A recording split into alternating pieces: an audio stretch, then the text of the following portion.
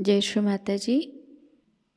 आप सबका स्वागत है आज के इस सामूहिक ध्यान में। श्री माता जी को प्रणाम करेंगे और सामूहिकता में कुंडलिनी चढ़ाकर बंधन लेंगे।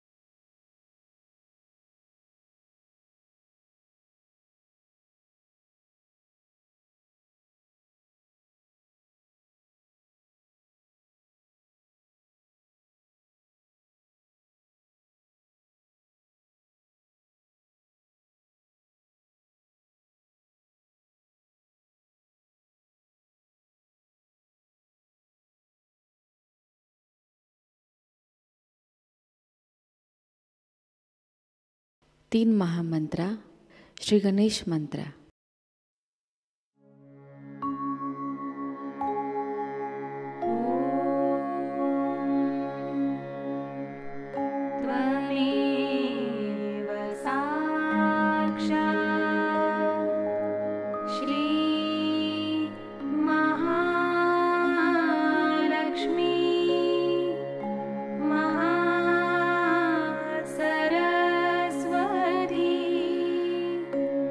Ma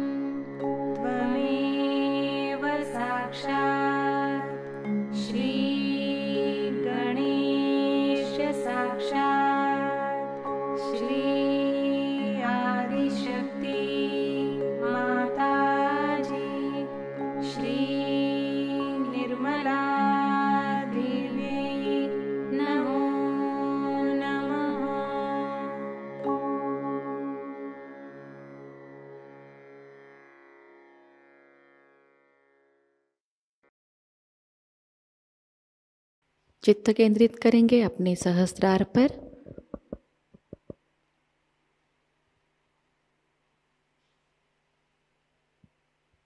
परम पूज्य श्री माताजी कृपावंत होकर हमें निर्विचार अवस्था प्रदान कीजिए। श्री माताजी कृपावंत होकर हमें निर्विचार अवस्था में स्थिर कीजिए।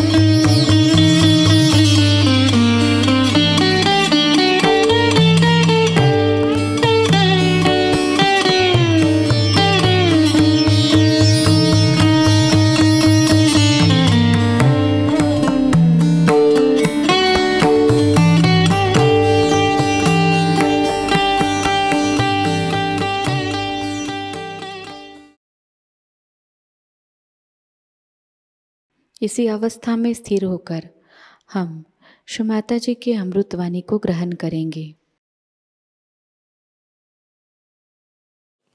We have gathered here to do Shri Ganesha Puja.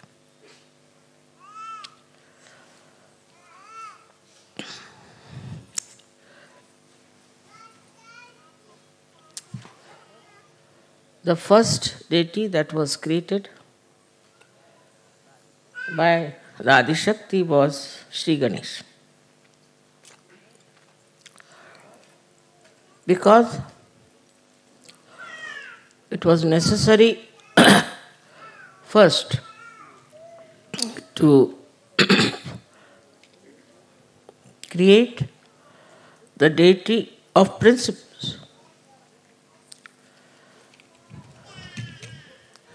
The deity of principle in the sense that whatever is created, whatever is there, has called bhava, whatever has been so far created, up to human level, everything had to be through the implanted mechanism of energy. Otherwise, nothing could have been created.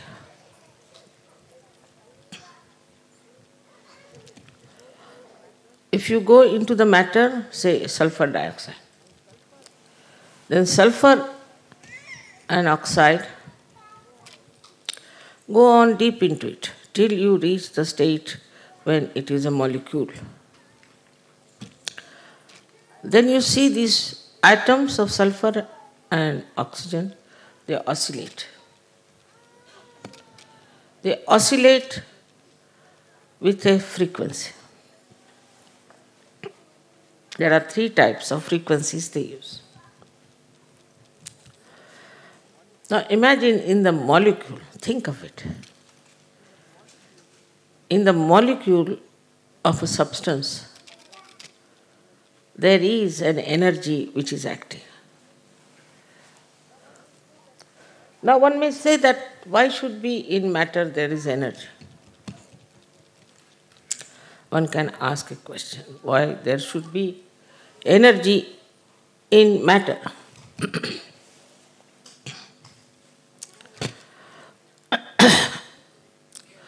If there was no energy in the matter, how can you have all chemical compounds? Who pushes them? Say you have sodium chloride. Sodium and chloride are attached to each other. But if the chloride has to go to some other atom, then who does that? There has to be some energy which is absolutely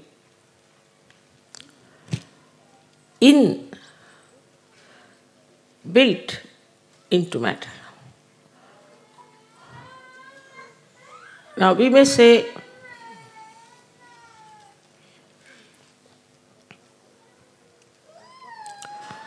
that what about water?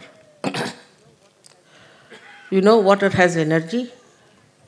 That's how we have hydrostatics. Even coal, even stones, all of them have got energy within themselves. And it is all controlled by the principle of Shri Ganesha.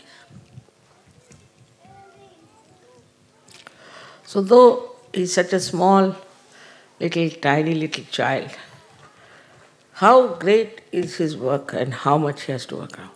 Now from matter you move, say, to living plants, then to animals, then to human beings. And everywhere his energy works. At the level of matter they might call it electromagnetic. But potentially it is the energy of Shri Ganesh which is electromagnetic at that point. Then it starts evolving, growing.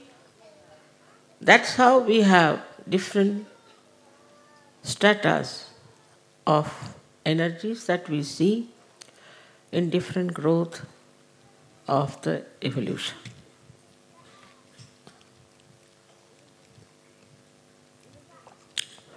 In the human being,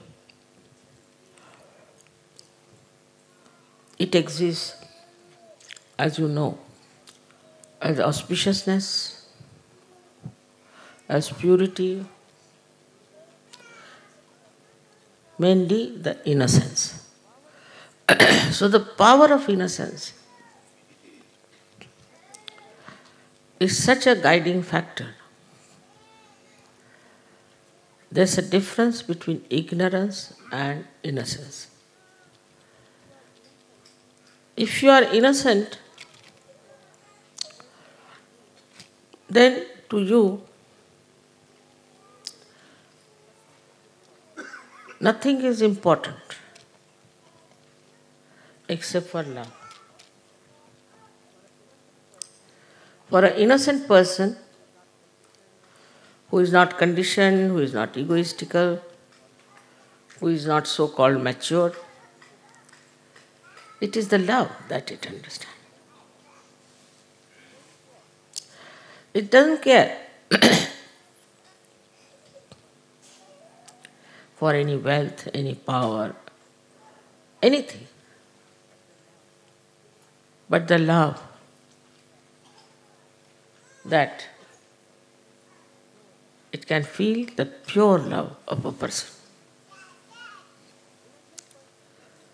Innocent person has no understanding of gaining anything out of the love he receives or he gives. No sense at all. Innocence is the basis of all the dharmas. If you have no innocence, you cannot follow dharma.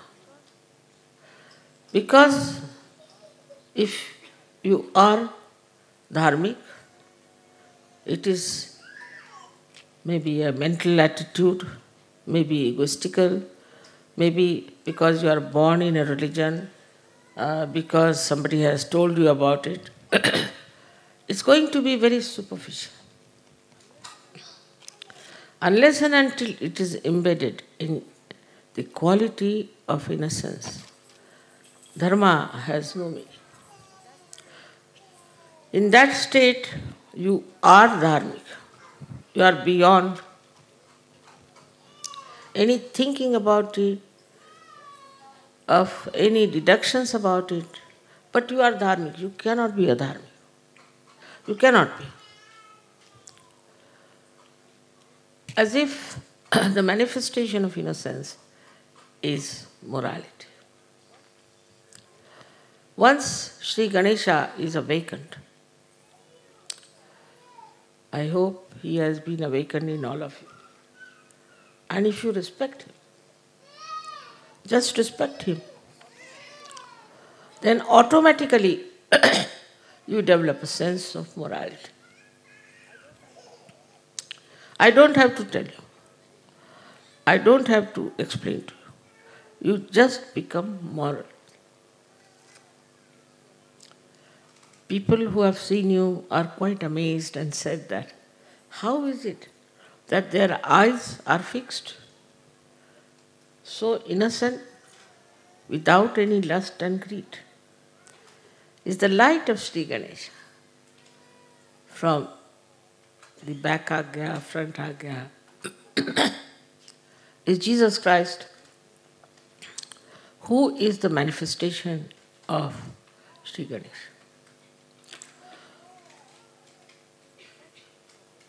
It is impossible for Western mind to understand that Jesus Christ was purity. They can't understand. And they have criticized him and said horrible things against him. Somehow he is forgiving them. But one thing about Sri Ganesh is that he worships his mother. Motherhood is very important. Motherhood in the women, motherhood in the father, and also in the children, has to be accepted as the mainstay of family life and society.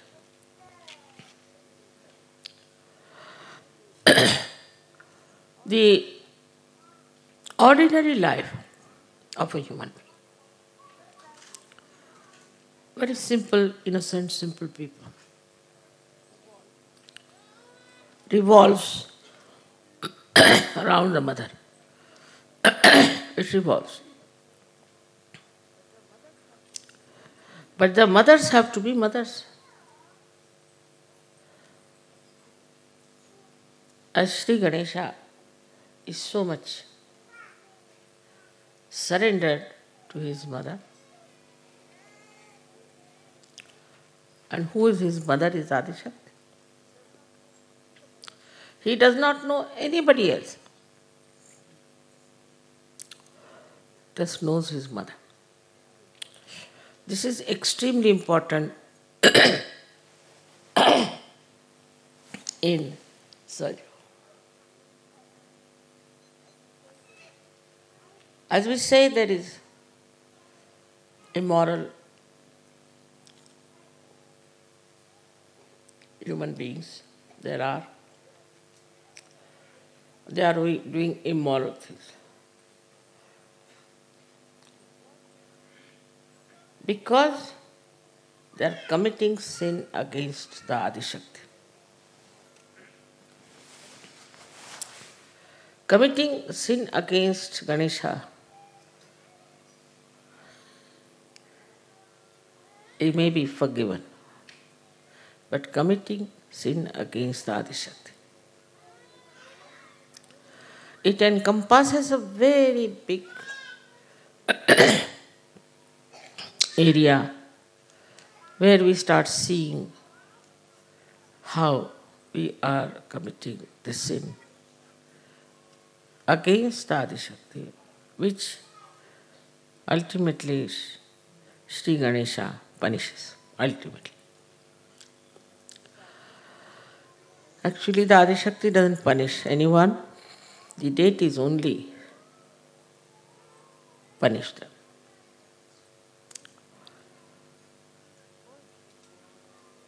First and foremost thing that is to be understood, that innocence should be respected.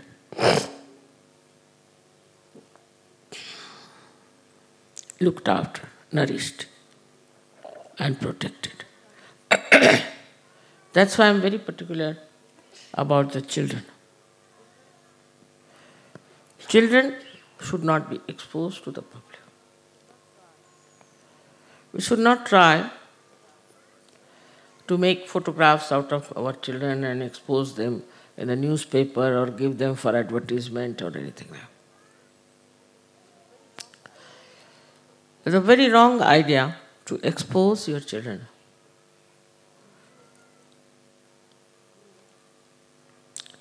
To gain some money out of them. In any way. In the smallest way also.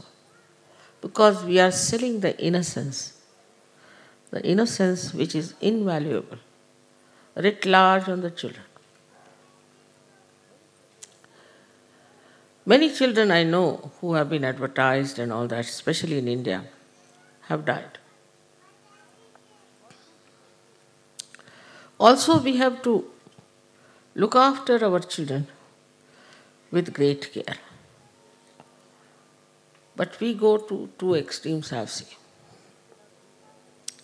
Some people are only worried about their own children. If anything happens to them, just get upset. That means you are respecting your child because he's your child. But if you are respecting him because he carries innocence with him, then you have to respect every child. And understand every child. What they talk, what they say, how they behave. Luckily, you all have got children now who are born realized. It's such a great thing, such a blessing. So on one side, we have to see how innocent they are and how they talk. I'll give you an example. This Wolfgang was very serious. And his wife told me that we were taking him to the hospital. So his daughter says, "Why are you taking him to the hospital? There are no surgeons there. How will they correct his chakras?" Innocently said the correct thing. And they couldn't do. Doctors didn't do anything. I had to cure him. Take him to mother. Why are you taking him to the hospital?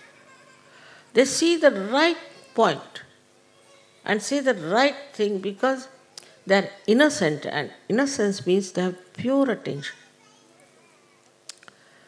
Pure attention for anything you need. Say music, for art, for anything you have to have pure attention. And that comes through your innocence. Say a person who is an artist and who is very money oriented, say for example, a person who is doing some paintings and all that. His art cannot become eternal art, cannot. That's why we see in modern times whatever art is created, it just comes and goes. It has no eternal value. Same with the modern music that they are having. The same thing is happening. It comes and goes. And no one knows where it has disappeared. Behind it is money orientation.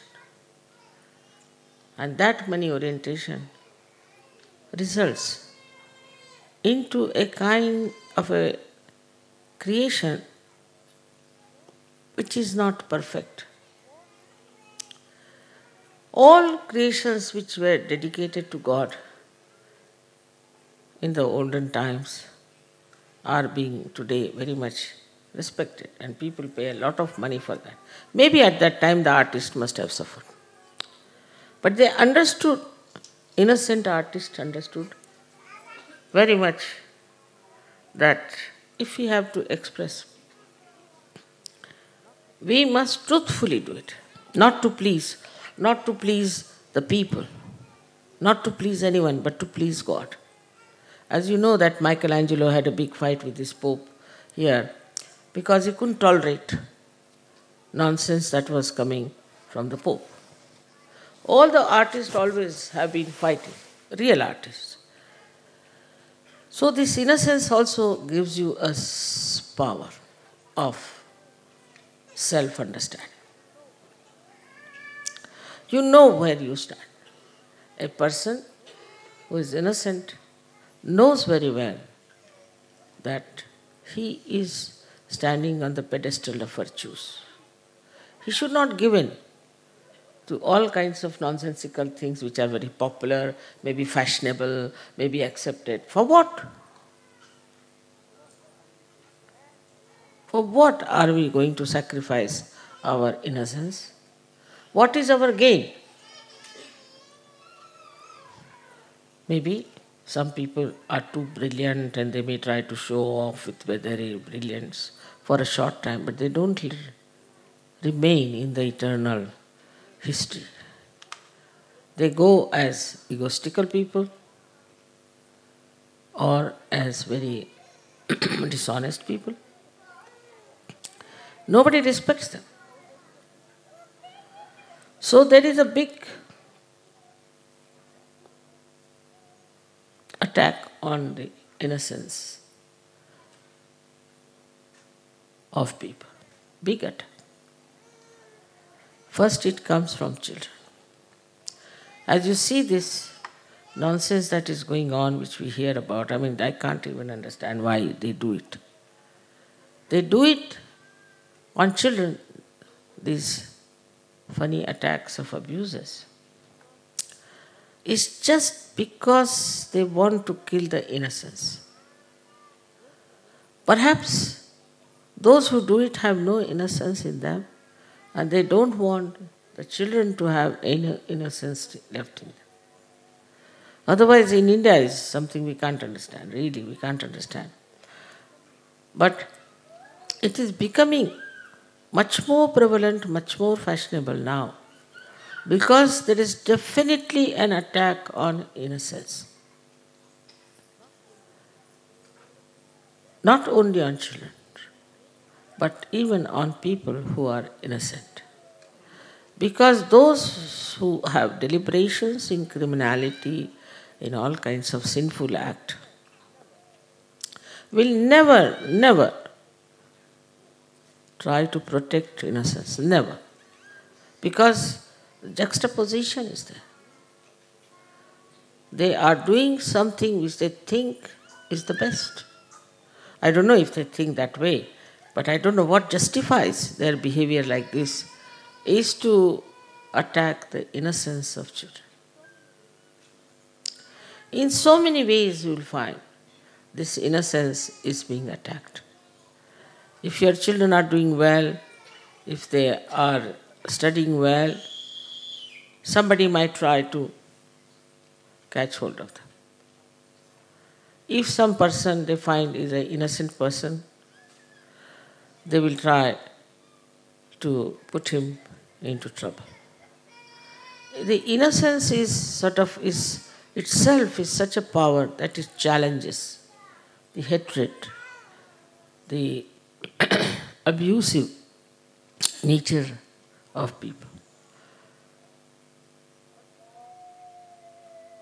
First of all, we should see that how our conditioning takes over our innocence. It makes you extremely ritualistic. Even in Sahajayoga I have heard also, that people are extremely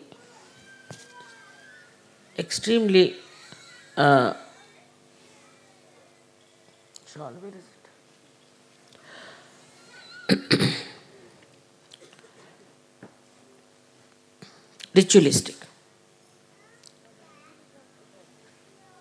Now the ritualism is like this, that you have to say something 3 times, you say 3 times, 7 times, like tied up people. I've seen some Sahajogis like that.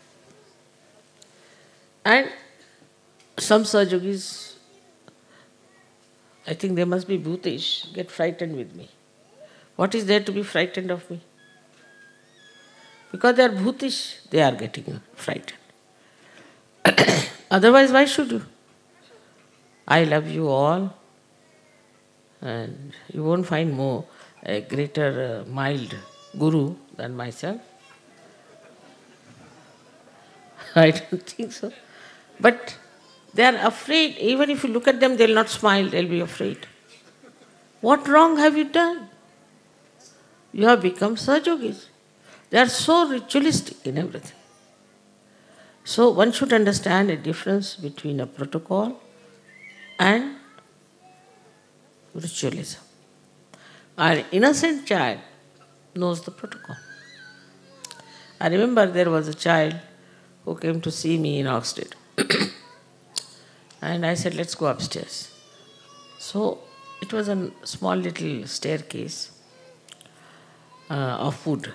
He said, what? Is she going to go up without a red carpet? This came into his head, you see. So for children, you see, innocent children, the worship, everything is not ritualistic. It is heartfelt. You feel it from the heart. How to do the worship. How to show your love is very sweet way an innocent person does it. While a person who is very ritualistic, he may even beat another person because, why did you do this? You should not have put camphor in it. Why did you put the camphor? So it's very wrong. There's nothing wrong.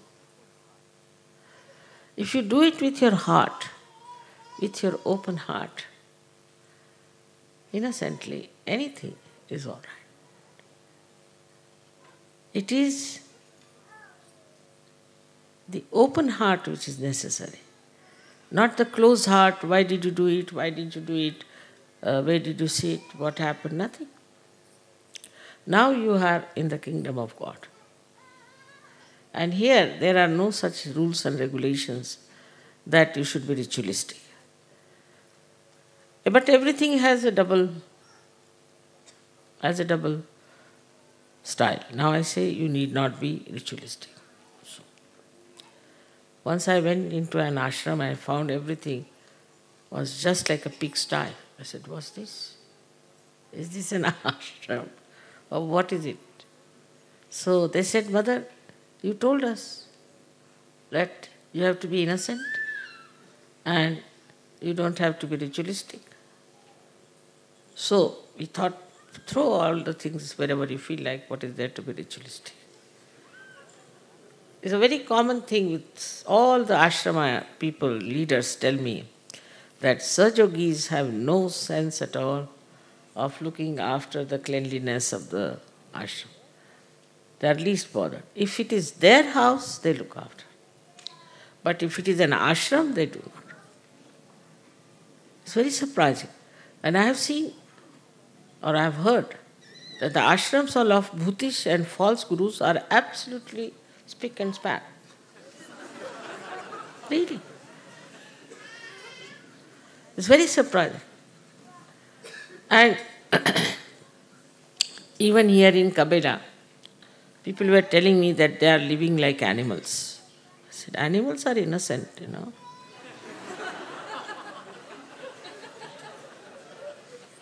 You go into a jungle now, I don't know, we are going to take you this time, into a jungle. You will have no smell, no horrid things to see, nothing. It's very clean, spick and span, all the time. But you put one human being, you will immediately know there has been a human being. They have their own systems of keeping things clean. Even the tiger, who is an innocent thing, Up to animal stage, you are innocent. He has his own styles. I don't know if you know about a tiger or not, but a tiger will kill an animal because he has to eat after all. He's supposed to only eat animals, he doesn't eat grass. What to do? He's not a vegetarian.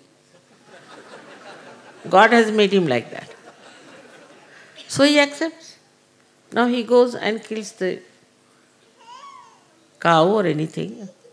Then he leaves his kill there for the blood to ooze out. Nobody will touch that. Nobody. Because he is really the king, not out of fear, but a protocol. Then next day he goes, he eats, then his family eats and all that, and finished for the whole month. They come out. Then the lower animals start going there. Like you have, you know what you call them. I miss in English. I don't know if they have leopards. Leopards and all these animals come out. And they start eating. Then even lower and lower till the birds. Still the crow, they stay back. Last are crows. Can you imagine? Such a system there. They go all the way from Siberia to Australia. How do they manage? Think of it. What gives them direction is innocence. And the innocence is magnet. It's a magnet. So actually it's a magnet. In a human being, you do not find a magnet because it has now evolved so much, but it starts just like a magnet. So they know which is north, which is south, east and west. Even a little bee, you find, and put a mark on it. It goes to the place from where it has come. How does it find? Its own way. Is the innocence is like a magnet, acts like a magnet. Even in the fishes. Just imagine how fishes have direction. We don't have. Human beings can be lost. Many times I am lost with so many drivers I've had.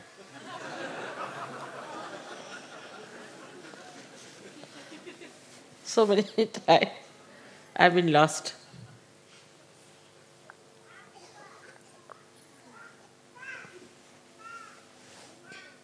But animals never. If you take a dog and you don't want the dog, you leave him about, say, 50 miles away, he'll come back. How does he find the way?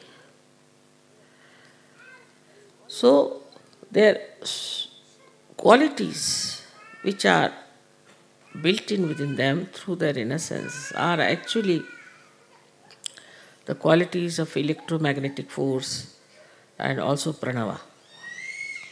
That is, when electromagnetic force is charged with Ganesha's principle.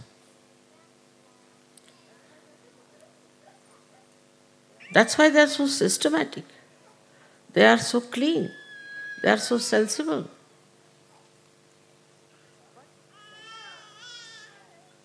But they are not ritualistic. They are not ritualistic. Whatever God has given them, they have accepted, they are bound by that. They are bound and they live with that boundary. Even if you go up to the stage of animals which live with human beings, they too are very affectionate. They just want love, nothing else. See, one day if you do not care for your dog, he will just not eat his food. Not eat his food. You wouldn't care for the food. It is so remarkable, even I have seen among children, how they just want love. They don't accept anything else but love. But as soon as they start growing up, you see, especially in a materialistic world, then the whole materialism comes. So the second way we kill our children's innocence is putting materialistic ideas into their heads. Of course, the media is there, which is selling nowadays a teddy bear which has a birthday. Teddy bear has a birthday. Can you imagine? So everybody is buying teddy bear with a birthday. Because the parents don't want to be in the company of children. So they get some sort of a toys, this, that. One or two is all right. I put them with the toys, with the television on, now sit down. Children start becoming naturally materialistic. They start asking for things and for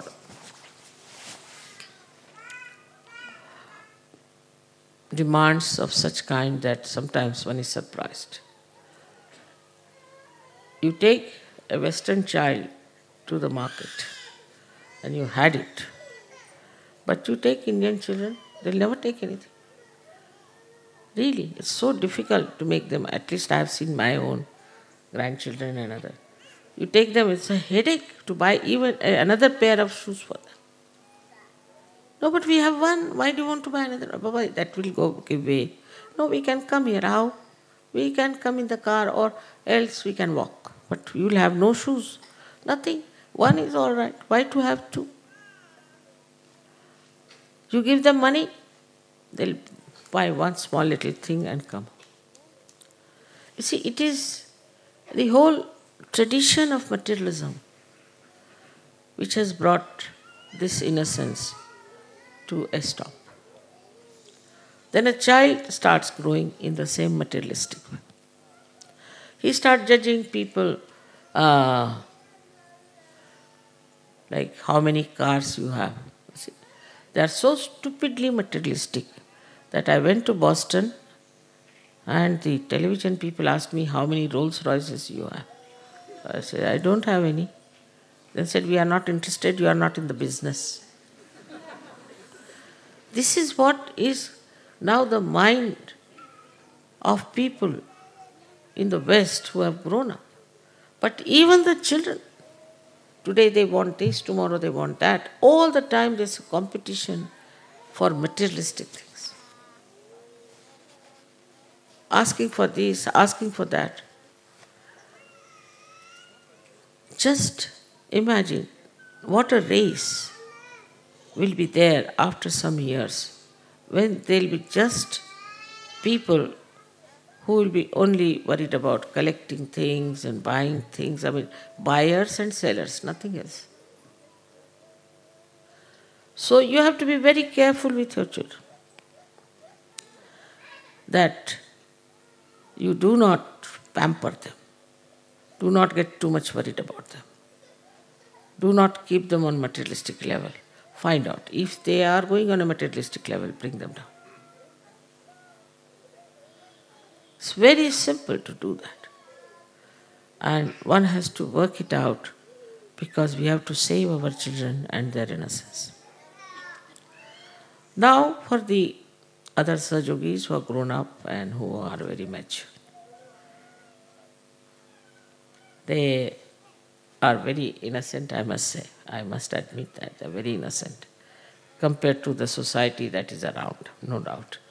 One has to really admire the way they have become so innocent, the way they are understanding this divine music and all that is really creditable.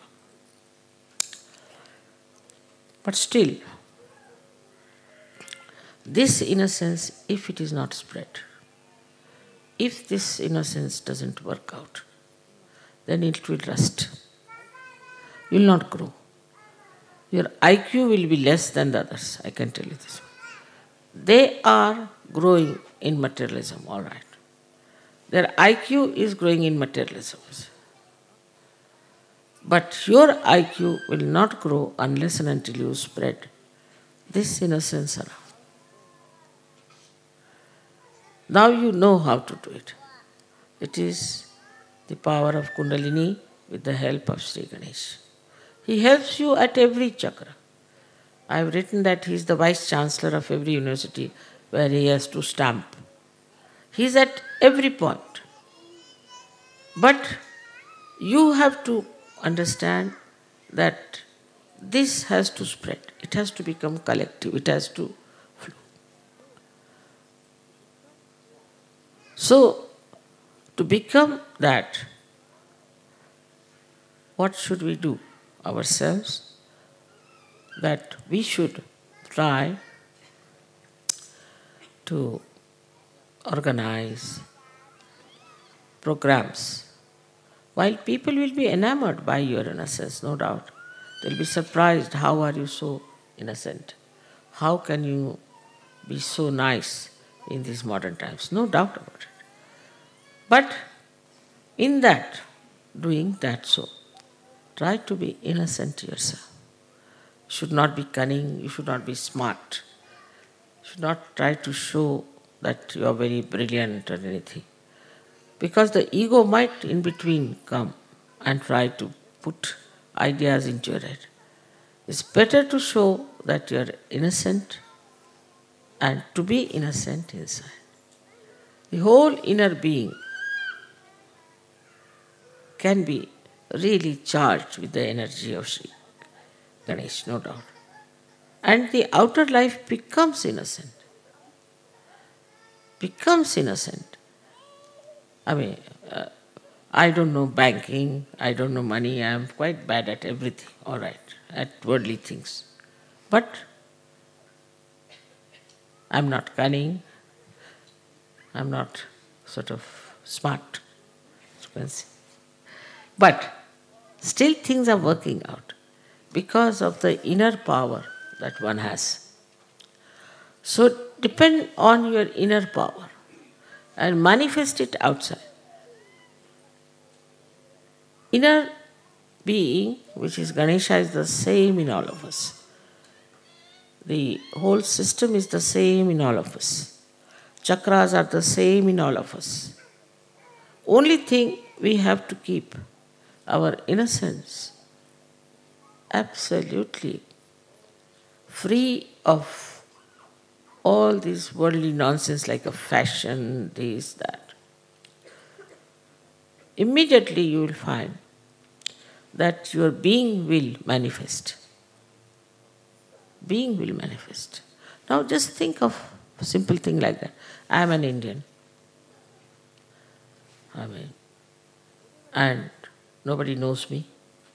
But whenever I have my lecture, I have at least 5,000 to 6,000 people. How? How do they come to my lecture like that?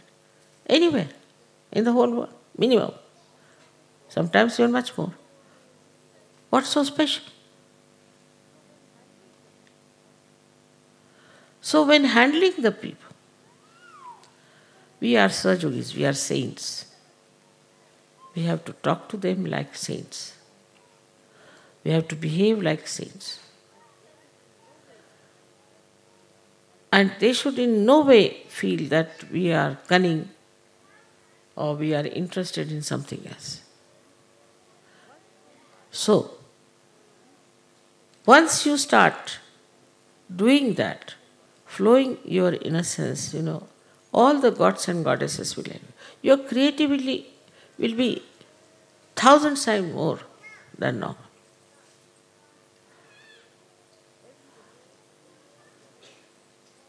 Everybody has to think how we are going to spread it. Like I was happy to know that in America, of all the places, they have got hold of the senators. Very good at it. Let us see if it works. So we have to find out all the ways and methods and all the styles which will behove a saint, not a politician or these days, of course, all the sports people are heroes. If you want to become a hero, you become a sportsman. Not like that, but like a saint. And saintliness is respected, whatever may be the situation. Whatever may be the situation. whosoever may be facing you. Recently, when I was in Kiev, the leader's wife told me that, Mother, we had that old car of yours which we sold. We got so much money that we could buy a new car. Then we went to the factory to buy the new car. And they bought it. So outside the factory there's a mafia. Nowadays I think the Sicilians have reached there. So the mafia was standing outside. And they said, you have to pay so much money to us, in thousands. So they said, we have no money. Why? What do you do? This was his wife. She said, we meditate. Really? So you have no money? No. What about your children? They also meditate. She so innocently she was talking to them. They said that we saw their faces melting down. They said, all right, go. They forgot that they were supposed to get money out of that. Or they take the car. They confiscate the car or take the money. They said, all right, go. They told me this story. So, your simplicity always helps you. Your innocence always helps you. And it has such an impact, such an impact. I tell you that a personality, what we call in Sanskrit is a vigraha. Vigraha means a personality which has a coefficients. The person who is innocent has such a great coefficients that it can charm anybody. But first and foremost thing, that we have to be innocent. Not to so much worry about money, not to count everything, not to worry about food. But this is not to be done with deliberations but innocence. Where you sleep, what you do is not important to a saint. It lives the way one has to live. Because his nourishing point is innocence. And he doesn't get angry, he doesn't shout at people, nothing. Of course, at bhoots it may be that he has to shout like Christ did. But otherwise, he is a very peaceful, joyous, happy, humorous person. So today, at this puja, I would bless you with all the qualities of Sri Ganesha, except for his anger. May God bless you. इसी अवस्था में हम निशब्द ध्यान में बैठेंगे।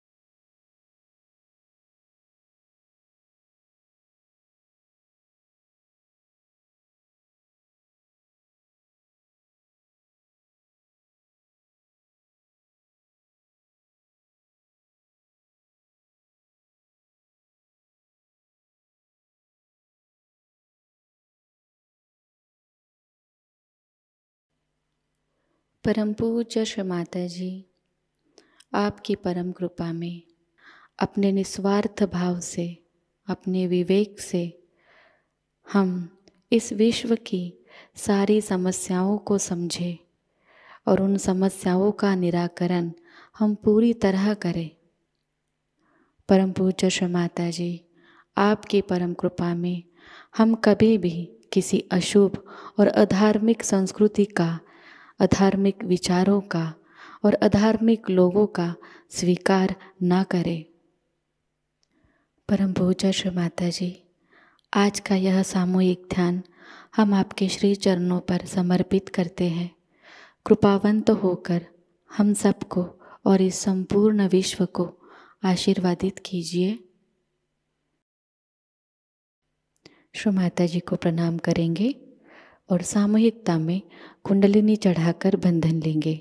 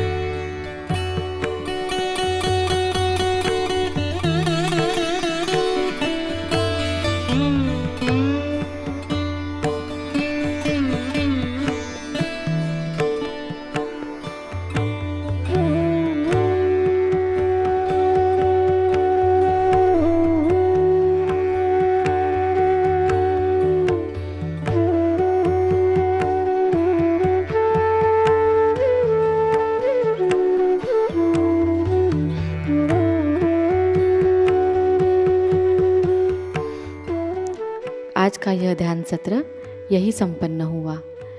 जय श्री माता जी।